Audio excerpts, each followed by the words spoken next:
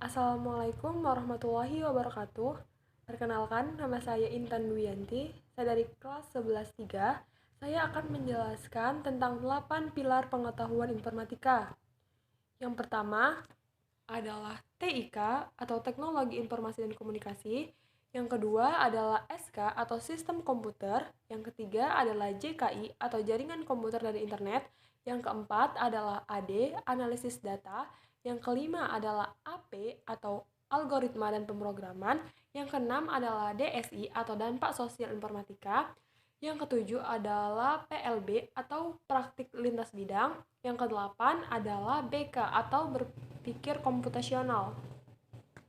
Teknologi Informasi dan Komunikasi atau sering disebut dengan kata TIK merupakan segala kegiatan yang berkaitan dengan pemrosesan, pengelolaan, dan pemindahan informasi antar media atau pengertian teknologi informasi dan komunikasi menurut para ahli yang itu. Menurut Susanto, teknologi informasi dan komunikasi atau TIK adalah sebuah media atau alat bantu yang digunakan untuk mentransfer data, baik itu untuk memperoleh suatu data atau informasi maupun memberikan informasi kepada orang lain, serta dapat digunakan untuk alat berkomunikasi baik satu arah ataupun dua arah. Yang kedua adalah SK atau sistem komputer.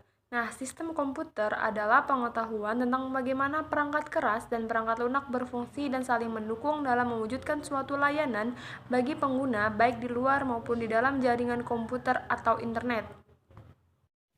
Yang ketiga adalah jaringan komputer dan internet. Yang pertama, saya akan menjelaskan tentang jaringan komputer terlebih dahulu. Jaringan komputer adalah himpunan perangkat komputer yang terhubung satu sama lain.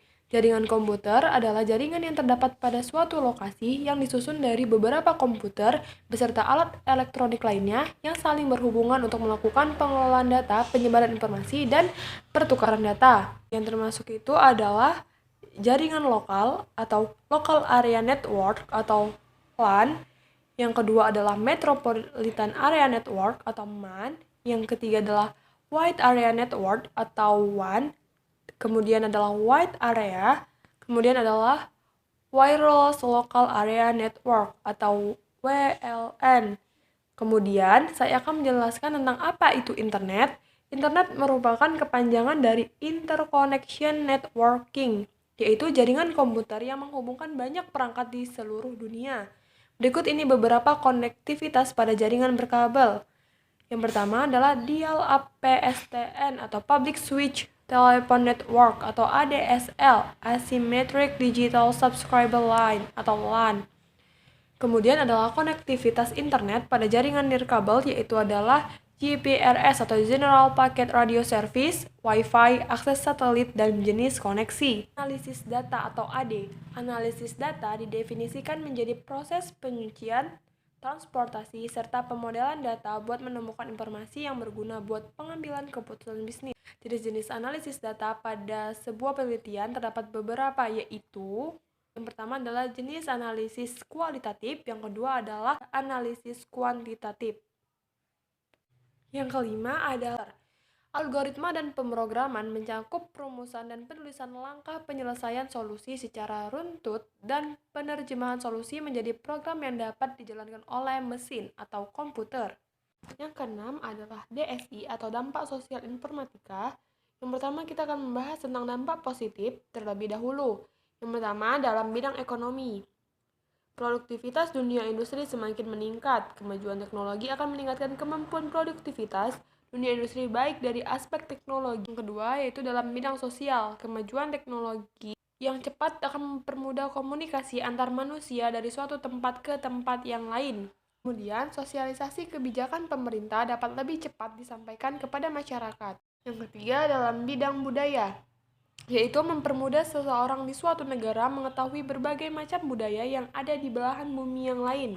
Kemudian dalam bidang politik, memberikan dorongan yang besar bagi konsolidasi demokrasi di banyak negara, beralih ke dampak yang negatif. Pertama dalam bidang ekonomi, pengangguran bagi tenaga kerja yang tidak mempunyai kualifikasi yang sesuai dengan yang dibutuhkan. Yang kedua adalah timbulnya sifat konsumtif. Kemudian dalam bidang sosial, yaitu makin besarnya komunikasi membuat bentuk komunikasi berubah yang asalnya face to face menjadi tidak. Hal ini dapat menjadikan seseorang menjadi individualis. Kemudian dalam bidang budaya, yaitu terjadinya akulturasi budaya selanjutnya berkembang menjadi budaya massa, hilangnya semangat nasionalisme dan patriotisme. Kemudian dalam bidang politik, yaitu negara tidak lagi dianggap sebagai pemegang kunci dalam proses pembangunan. Yang ketujuh adalah berpikir komputasional. Berpikir komputasional adalah sebuah proses pemikiran yang terlepas dari teknologi. Berpikir komputasional adalah metode penyelesaian masalah yang dirancang untuk dapat menyelesaikan dan dijalankan oleh manusia, komputer, atau bahkan kedua-duanya. Yang kedelapan adalah praktik lintas bidang atau PLB, yaitu aktivitas yang memanfaatkan satu keahlian untuk menyelesaikan permasalahan di bidang lain yang bukan keahliannya. Dengan kata lain, praktik lintas bidang menawarkan kolaborasi antara satu bidang dengan bidang lainnya agar bisa bekerja sama. Oke, itu saja materi terkait tentang 8 pilar pengetahuan informatika. Terima kasih. Semoga bermanfaat. Wassalamualaikum warahmatullahi wabarakatuh.